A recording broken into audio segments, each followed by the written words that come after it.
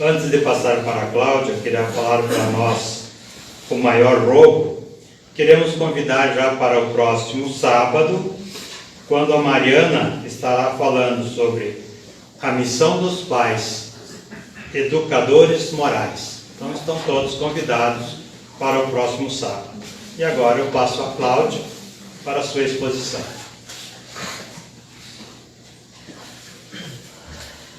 Boa noite, amigos. É muito bom nós estarmos novamente aqui na casa, onde a gente sente esse clima espiritual tão agradável e tão elevado, em que nos sentimos parte da família de amigos encarnados e também dos benfeitores desencarnados que se encontram aqui presentes e que nesse momento nos atendem nas nossas necessidades. Todos nós buscamos e temos o anseio de ser felizes. É um desejo do ser humano encontrar a felicidade, viver bem, estar ajustado na sua vida, com as pessoas com quem convive. E tudo que a gente faz tem, se nós formos analisar, esse objetivo de a gente encontrar essa felicidade.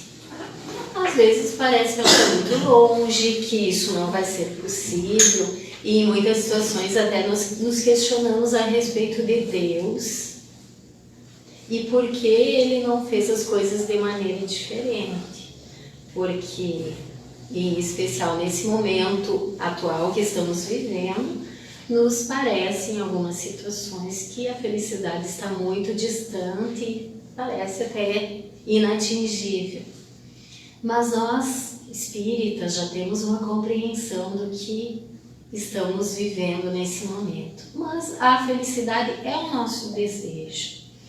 Talvez Deus pudesse ter realmente feito diferente. E se Ele achasse conveniente, já que Ele é o Criador e a inteligência suprema, Ele poderia ter feito diferente.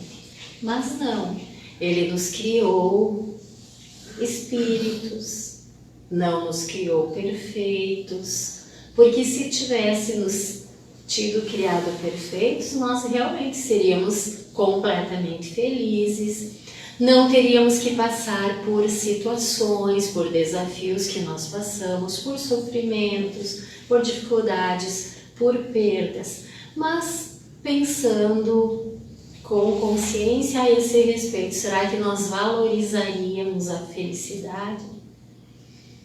Quando se vê em algumas situações crianças, jovens que nasceram com uma estrutura familiar, e em especial material, adequada, com abundância, porque normalmente nós ligamos felicidade com as facilidades materiais, a humanidade em geral, nós percebemos que esses que nasceram nesse dito berço de ouro, muitas vezes não valorizam, não entendem o sofrimento do outro, criam um distanciamento da realidade do mundo e em muitas situações acabam colocando até a perder aquilo de estrutura material que aquela família tinha. Então Deus, que sabe com certeza muito mais do que nós e o que seja o mais adequado, Ele nos criou dessa forma, simples, em ignorância, mas participando desse processo de construção da felicidade, dessa plenitude que um dia nós vamos atingir, em que nós vamos nos aproximar de Deus, já que nós somos atraídos a isso. Esse é o maior objetivo da nossa vida, rumarmos para a perfeição, nos aproximando de Deus, compreendendo realmente o que seja Deus e o que somos, participando então desse processo. E para isso a gente vai ter que reencarnar muitas vezes. Encarnamos, voltamos ao mundo espiritual, reencarnamos, e nesse processo, que é um ciclo, antes de retornar, nós espíritas sabemos, compreendemos que a gente faz um planejamento Um planejamento que vai ter por objetivo nos fazer avançar neste processo de evolução que estamos construindo, de ampliação de virtudes, de conquista de habilidades que vão nos favorecer esse processo de aproximação desse objetivo principal, que é atingir a perfeição. Então, dentro disso inclui relacionamentos, local onde a gente vai reencarnar.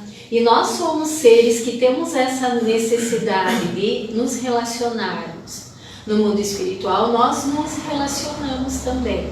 Nos relacionamos geralmente, nos encontramos com os espíritos afins. Lá nos reunimos por afinidades.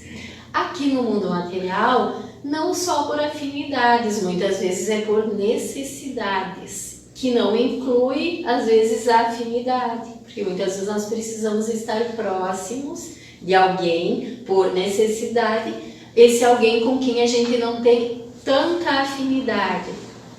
E às vezes é alguém com quem a gente tinha muita afinidade e por algumas situações complicadas, complexas do passado, a gente acabou se afastando por situações de desavenças, de alguma traição, quebra de um contrato, de um trato que a gente tinha feito.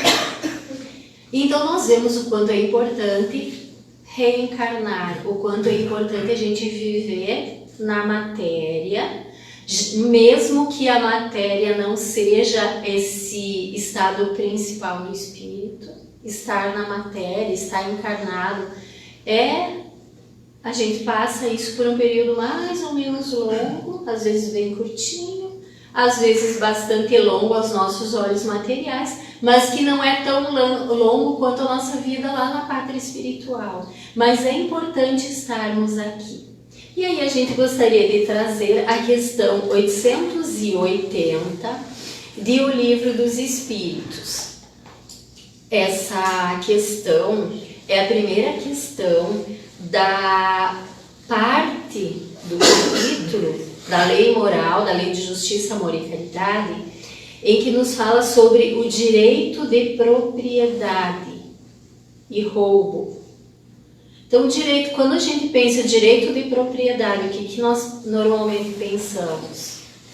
Os nossos bens, casa, os imóveis que possamos ter, aquelas coisas que são nossas, que estão no nosso nome, que é a garantia que é nosso. E aí vamos ver aqui o que o Kardec pergunta: qual é o primeiro de todos os direitos naturais do homem? É a casa? É o dinheiro no banco? E os espíritos nos falam que o primeiro direito natural de todos os homens é o de viver. Viver. Por isso é que ninguém tem o direito de atentar contra a vida do seu semelhante, nem de fazer o que quer que seja que possa comprometer a vida, a existência material. Então, nosso primeiro direito de todos é o de viver. E ninguém tem o direito de atentar contra este direito, que é o direito de viver. E aí, dentro dessa perspectiva, a gente traz uma frase, é um versinho do nosso poeta Mário Quintana, que inspira o título da nossa palestra. E Mário Quintana, que era um poeta e por isso muito sensível, perspicaz e que escrevia muito bem, escrevia umas coisas que a gente fazia as pessoas pensar, né? Eles passarão e eu passarinho. E ele escreveu o seguinte, dentro dessa ideia de que o primeiro, principal direito de todos é o de viver. E ele escreve então: o aborto é um roubo, e nem poderia haver roubo maior, porque ao malogrado nascituro rouba-se-lhe esse mundo, o céu, as estrelas, o universo inteiro. Esse título exposição e dessa reflexão, além de ser inspirado nesse versinho do Mário Quintana, ele é um dos capítulos, uma reflexão do livro As Mães de Chico Xavier, que é uma bela obra inspirada no filme que foi produzido há um tempo atrás e que traz essas temáticas de morte, de valorização da vida.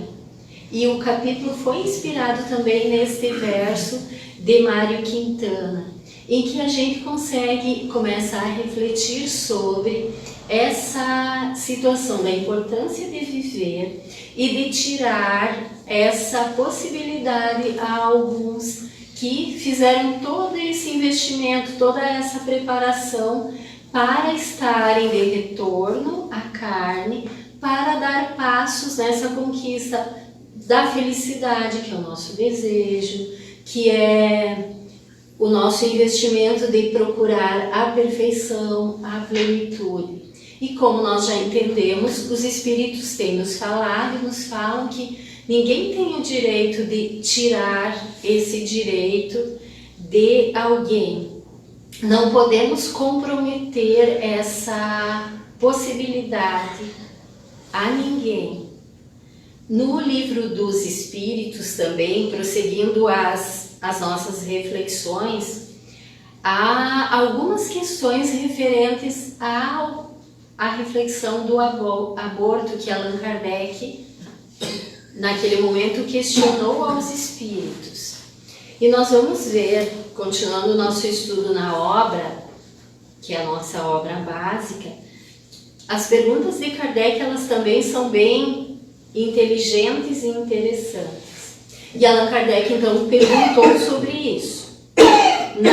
Numa parte em que ele organizou para colocar essas perguntas, que é a volta do espírito à vida corporal.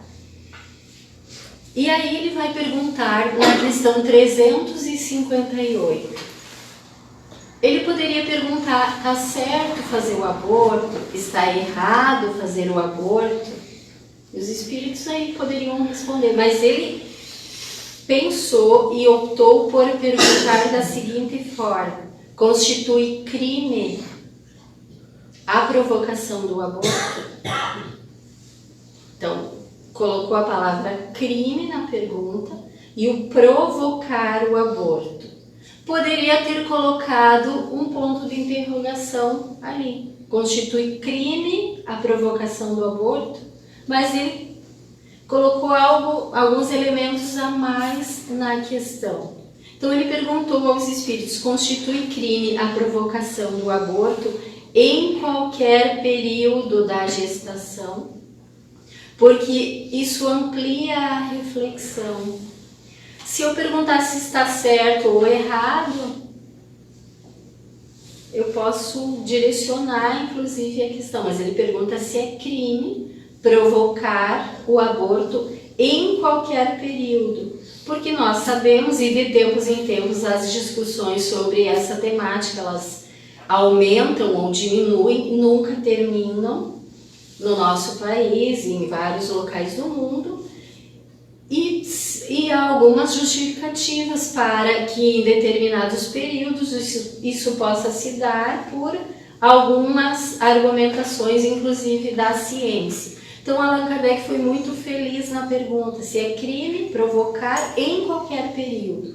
E os espíritos vão responder: há crime sempre que transgredis a lei de Deus. Se ninguém tem o direito de comprometer a vida de ninguém, tirar o direito de viver a ninguém, nem de comprometer a existência de ninguém, então nós vemos que é um crime quando a gente transgride essa lei. Uma mãe, falam os espíritos, a mãe, ou quem quer que seja, porque muitas vezes nessa situação há outras pessoas envolvidas, há outras pessoas que estão muitas vezes induzindo a essa escolha. Então, ou quem quer que seja, cometerá um crime sempre que tirar a vida a uma criança antes do seu nascimento, porque impede essa alma de passar pelas provas. Aqui serviria de instrumento esse corpo que está se formando. Então, é crime, sim, provocar a morte desse ser que está se formando no ventre em qualquer período da gestação. Nós não temos esse direito. Mas os espíritos, na questão seguinte, foram questionados por Kardec se não haveria alguma situação em que talvez isso fosse possível, necessário. E os espíritos vão responder: uma situação. Daí a gente pode pensar qual seria ela. Uma malformação, quem sabe, a anencefalia, uma gestação indesejada num momento não esperado, os problemas materiais, os problemas financeiros, uma pessoa muito jovem que não tem ainda uma condição, uma estrutura familiar, uma estrutura possível de acolher alguém, mas não é nenhuma dessas situações que os espíritos falam ser possível. E a próxima pergunta já vai nos trazer a resposta, porque Allan Kardec vai, então, na próxima questão 359, perguntar: dado o caso que o nascimento da criança pusesse em perigo a vida da mãe, haverá crime em sacrificar-se a primeira, a criança, para salvar a segunda? É pergunta de Kardec. E os espíritos dizem que, neste caso, é preferível se sacrifique o ser que ainda não existe, que ainda não nasceu, que está em processo de formação, para sacrificar-se aquele que já existe. Nessa única situação, os espíritos então dizem se há a necessidade de fazer uma escolha por colocar em risco de vida, então que se sacrifique aquela criança que está em processo de formação do seu corpo, a sacrificar-se a mãe, o ser que já existe. Mas a gente sabe também que há algumas situações em que mulheres, mesmo correndo o risco de vida, optam em levar adiante a gestação. E em muitas situações ambos sobrevivem. Tem uma situação que conta que um médico obstetra estava num momento de férias. Ele que não gostava muito de tirar férias, fazia anos que não tirava férias, ele era bastante ativo, foi para uma estação termal numa cidade um pouco distante da que ele morava e trabalhava, até para tirar realmente férias. E nesse hotel onde eles ficaram, foi ele e a esposa, tinha um lago bem bonito e vários locais assim bem aprazíveis para passear. E após o almoço, no início de tarde, a esposa optou por tirar uma soneca, descansar um pouco, já que estavam em férias, e ele, que era mais agitado, mais irrequieto, foi fazer uma caminhada. E nesse lago, então, ele começou a passear, e no outro lado ele viu que havia uma senhora de cadeira de rodas sendo acompanhada por uma moça. E ele foi se aproximando e ele reconheceu que aquela senhora, Dona Júlia, tinha sido sua paciente há bastante tempo atrás, mais ou menos uns 25 anos atrás.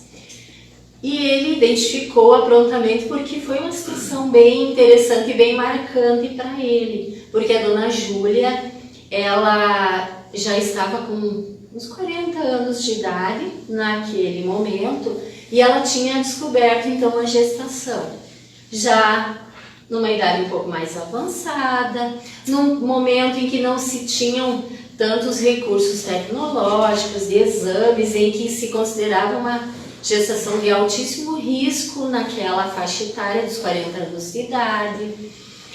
O esposo da Dona Júlia, por umas situações de infidelidade e tendo em vista a gestação, se descobriu que ele tinha contraído a sífilis, a esposa também, tinha se contaminado e agora a gestante havia um risco bem grande de o bebê ter a sífilis congênita, que poderá causar, em algumas situações, bastante complicações no bebê, malformações, deficiência auditiva, deficiência visual, às vezes algum problema cardíaco. E junto com isso, o esposo sofreu um acidente e havia falecido. Então ela estava num momento turbulento da vida, com todas essas situações, idade avançada, sífilis congênita para o bebê, e o Dr. Ricardo então havia sugerido a ela, a Dona Júlia, que optasse pelo abortamento, já que tinha todos esses fatores complicadores.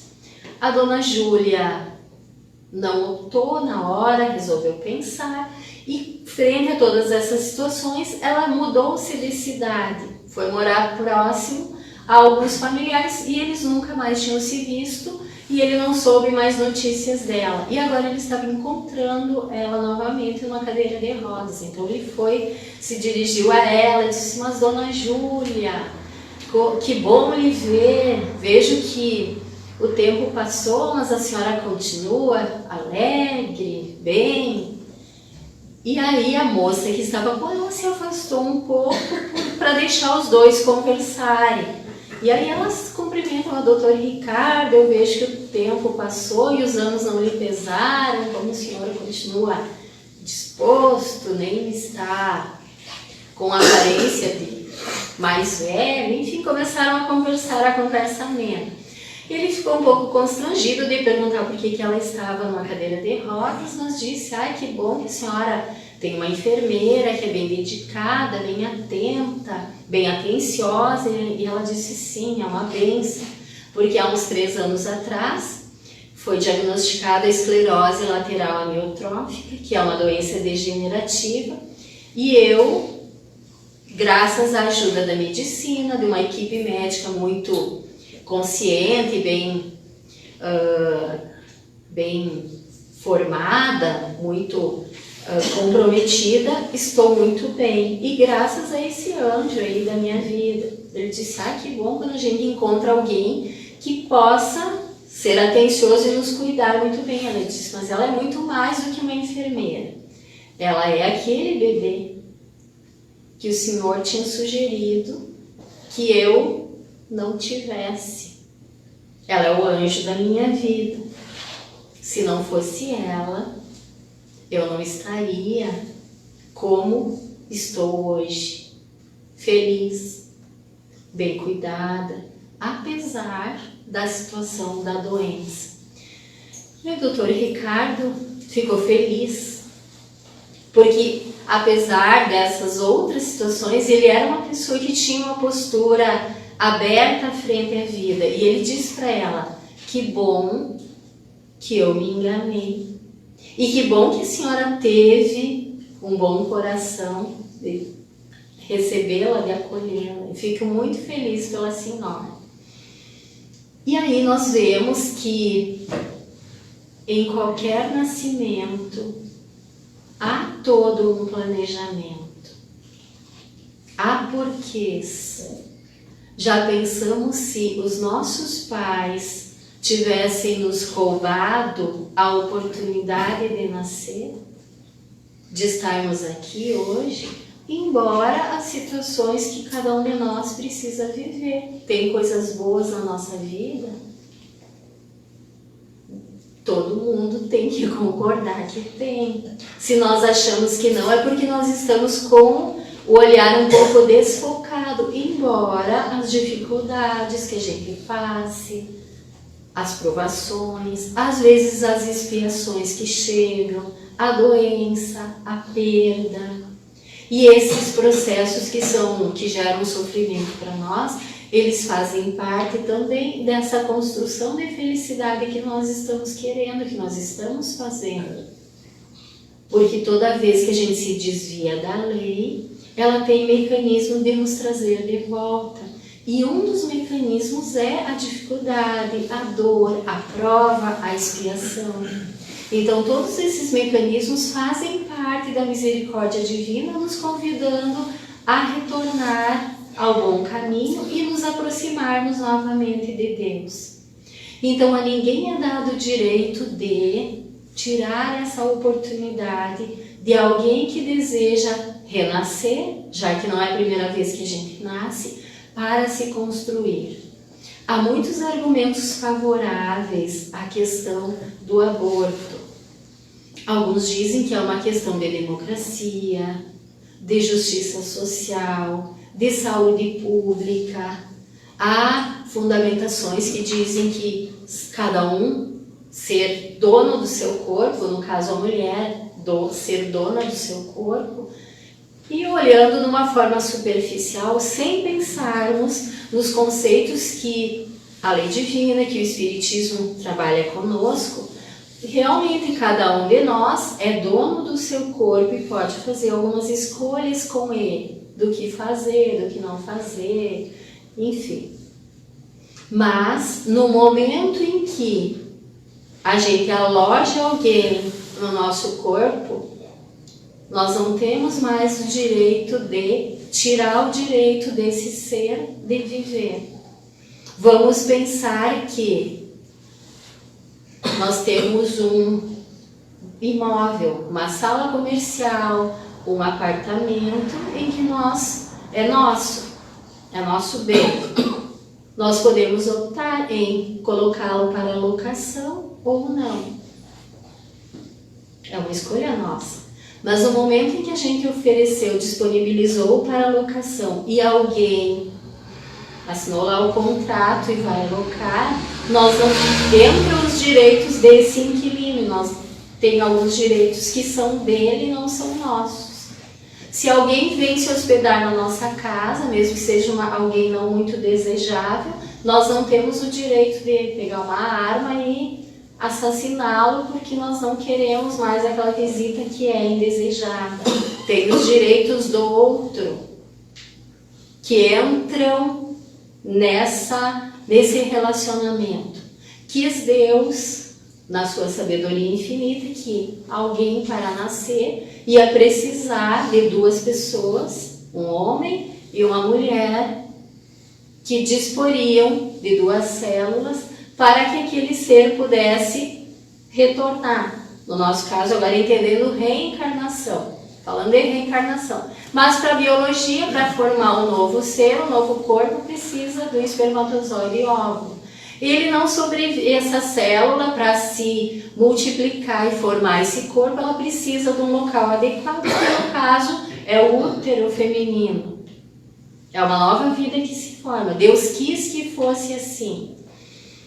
Esse ser, por um tempo, ele não sobrevive fora desse local. Atualmente, com os avanços da ciência, já é possível que alguns que nascem antes, e às vezes bem antes, sobrevivam em situações de cuidados especiais. Mas inicialmente esse ser precisa desse local. E isso não nos dá o direito de tirar esse direito dele.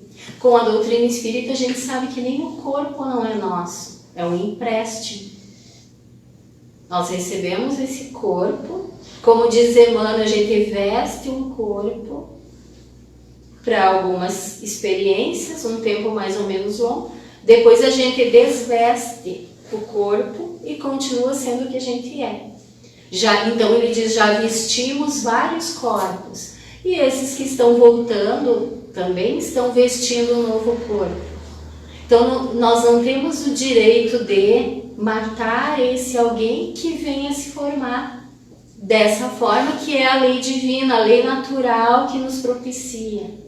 Os argumentos de que é uma gravidez indesejada, talvez hoje em dia, e vamos convir aqui na nossa reflexão, que já não é mais um argumento aceitável, porque hoje em dia nós temos acesso à informação, acesso a vários métodos contraceptivos, femininos, masculinos, e de vários tipos, de livre acesso, gratuitos, em que nós não podemos mais falar em gestação indesejada.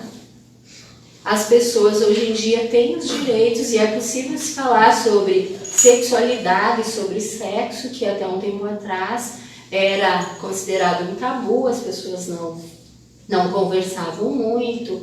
Normalmente as mulheres, muitas mulheres até se casavam sem saber exatamente o que era, como se formava um bebê, o que era uma relação sexual, que hoje em dia as pessoas têm acesso, as crianças sabem que não existe a cegonha, existe a cegonha, mas não é ela que traz o bebê, que não vem numa cabeça de repolho, e outras situações que até um tempo atrás eram a realidade. Então nós temos acesso, e Divaldo Franco vai nos dizer: por que abortar se pode evitar? Por que abortar se pode evitar? Então, hoje em dia, gestação indesejada é um argumento pobre, e nós espíritas entendemos que não há caso.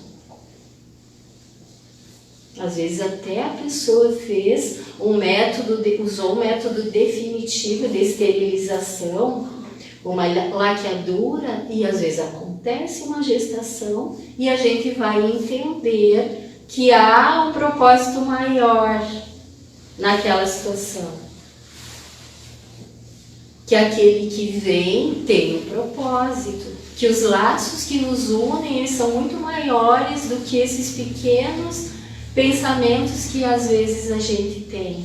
E como a Dona Júlia da história, havia um propósito para o nascimento daquela menina, que ela optou em deixar nascer, não roubou a oportunidade de voltar, e que, passados os anos, ela entendeu que aquela menina também não só veio para cuidá-la, mas também veio para auxiliá-la. Quem sabe devolvendo alguma dedicação que em alguma encarnação Dona Júlia teve para com ela, ou a misericórdia divina naquele momento se expressando.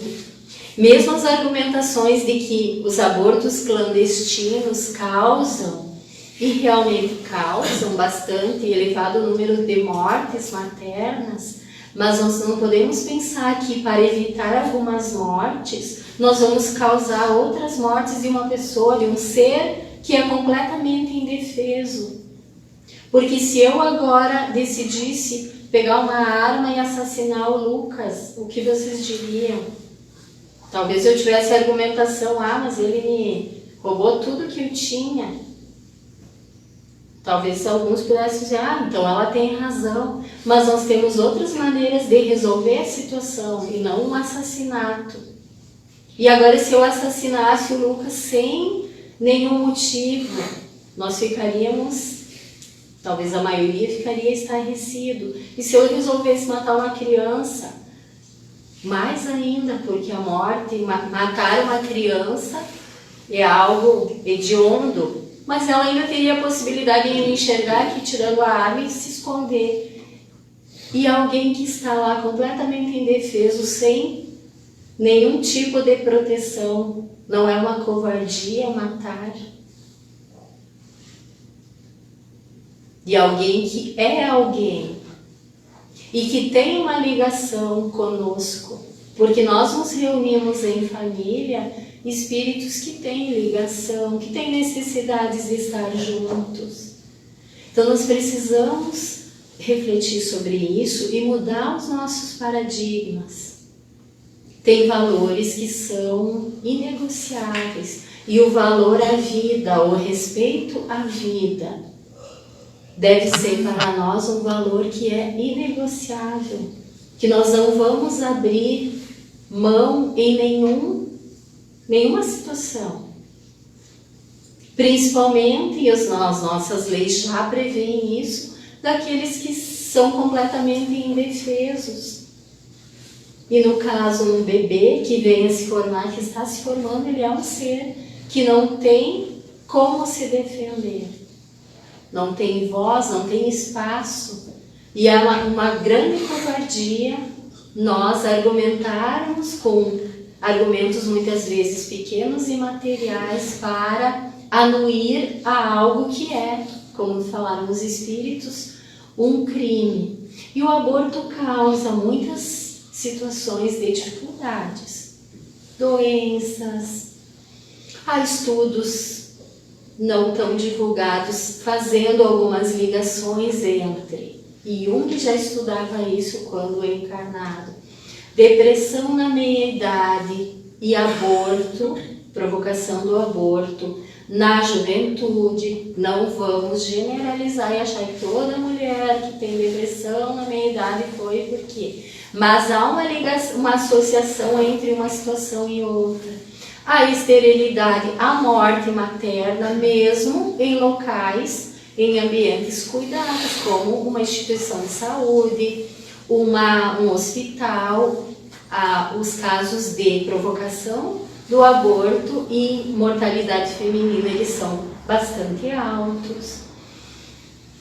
As obsessões, as influências espirituais, e há também reflexos depois da desencarnação no mundo espiritual e nas próximas reencarnações. Quando nós fazemos um acerto com alguém, combinamos alguma coisa, e esse alguém não cumpre o combinado, o que nós sentimos?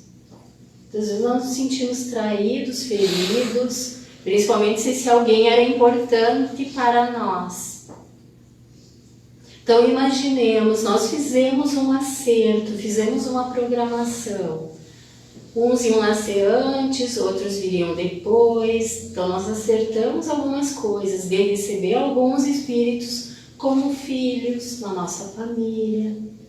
O que será que sente um espírito a quem é roubada a oportunidade de nascer?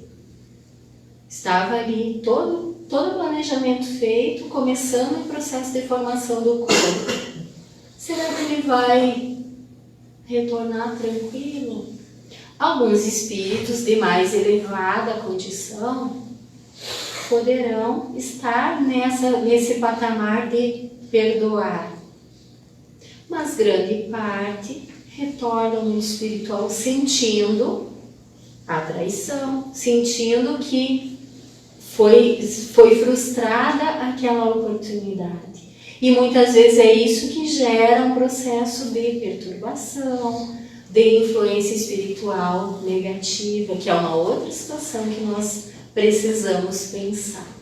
Mas a mensagem do Espiritismo é de alegria e de libertação.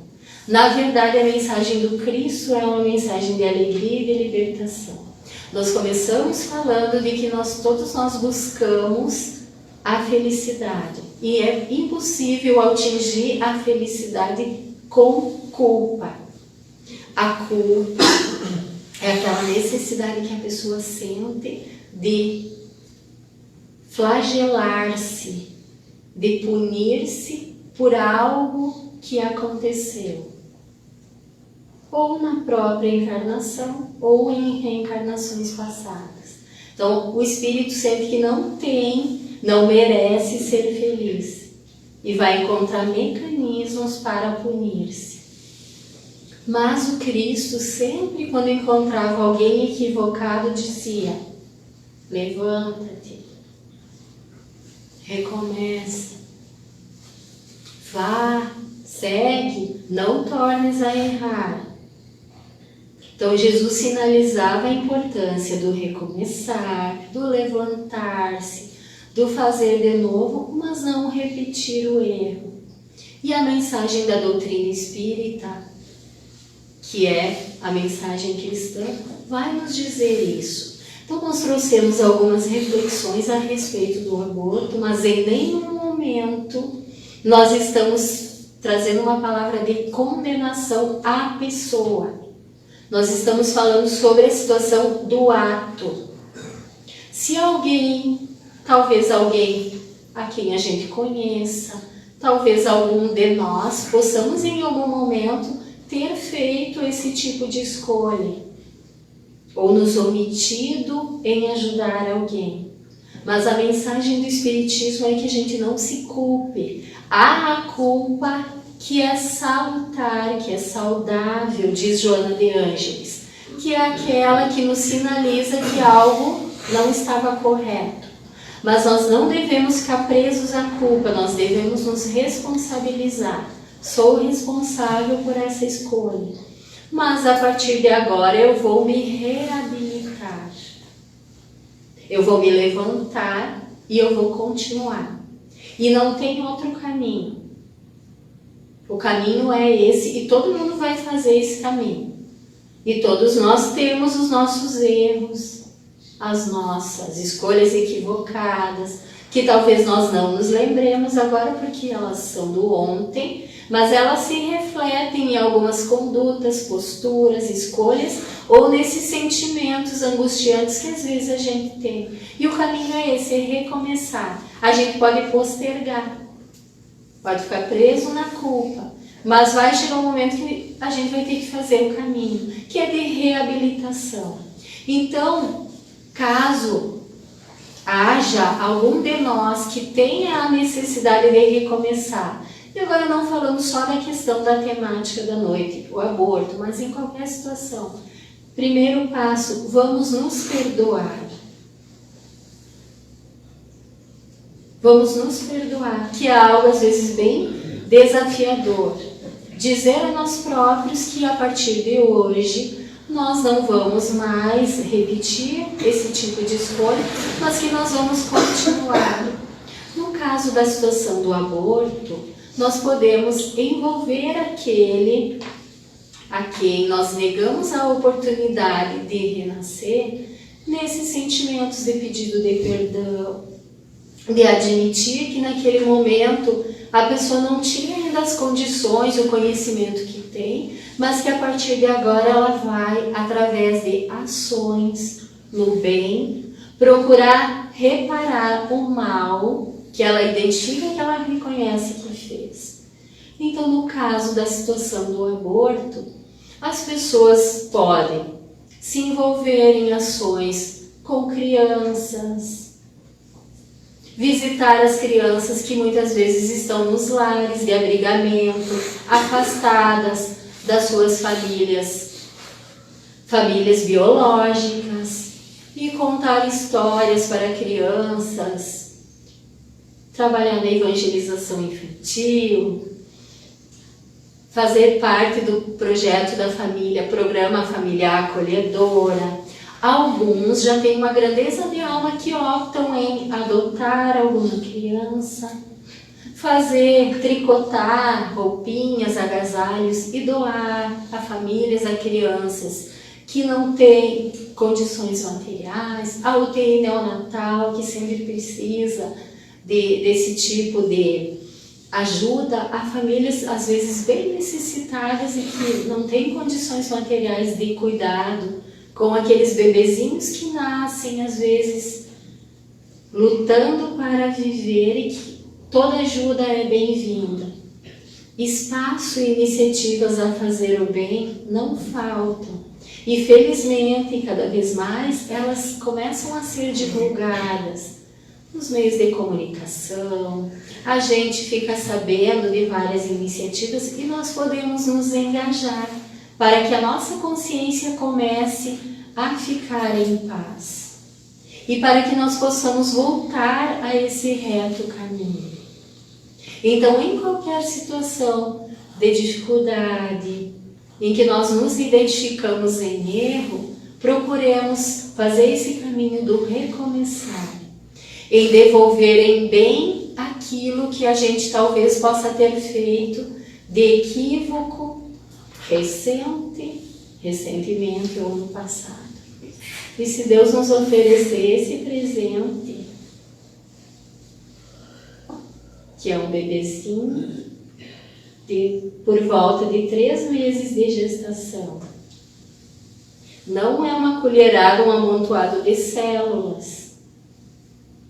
Já tem bracinho, já tem perninha, o corpo já está formado, já abre e fecha os olhinhos, as pregas vocais já começam a se formar para que ele possa depois falar.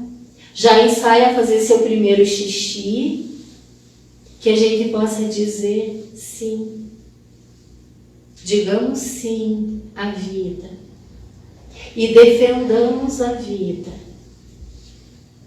De qualquer forma que ela seja, mesmo naqueles nossos irmãos que muitas vezes precisam nascer com algum tipo de deformação, em que o corpo físico ainda não está bem formado, porque precisa passar por um processo de expiação ou de reconstrução do perispírito, renascendo em um corpo com alguma limitação, e que talvez a ciência vai dizer que ele só vai ter um pouquinho de tempo de vida, 15 minutos, 10 minutos, mas que às vezes essas previsões também foram extrapoladas, porque a ciência humana não tem condições de medir algumas coisas. Mas são irmãos nossos que precisam sim desse tempo, que às vezes é bem curtinho de vida, para recomeçar o seu processo de reconstrução, de aproximação de Deus, da lei divina e de construção da sua felicidade. Então digamos sim à vida. É o que os benfeitores pedem a todos nós. E nós não podemos ficar indiferentes a esse clamor. Se nós queremos nos tornar um mundo melhor, um mundo de regeneração, nós precisamos fortalecer esses valores. Porque, como nos dizem os Espíritos, ninguém tem o direito de atentar contra a vida de ninguém. Então, que possamos nos fortalecer nesse sentido e valorizar a nossa vida. E a oportunidade que nós estamos tendo de estarmos aqui para nos tornarmos pessoas melhores. Muito obrigada pela atenção e que Jesus nos abençoe e nos fortaleça a todos nós.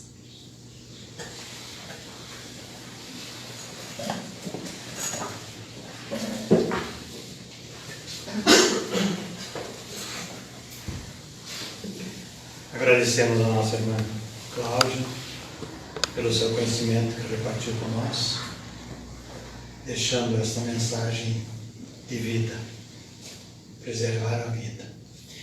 Agora eu convido a todos para nós novamente fecharmos os nossos olhos em agradecimento por tudo aquilo que recebemos.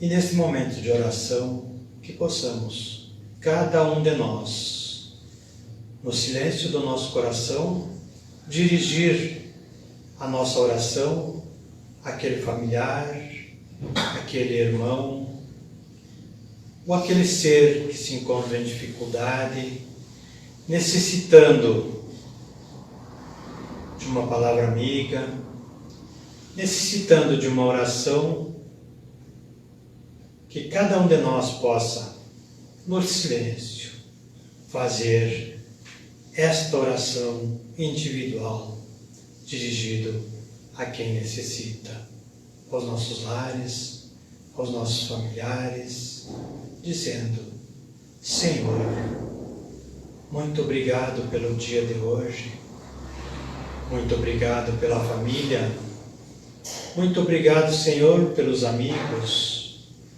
muito obrigado, Senhor, por esta casa que nos acolhe, onde viemos buscar o pão espiritual para a nossa alma. Muito obrigado, Senhor, por nos dar a oportunidade de viver, de amar e de ser amado.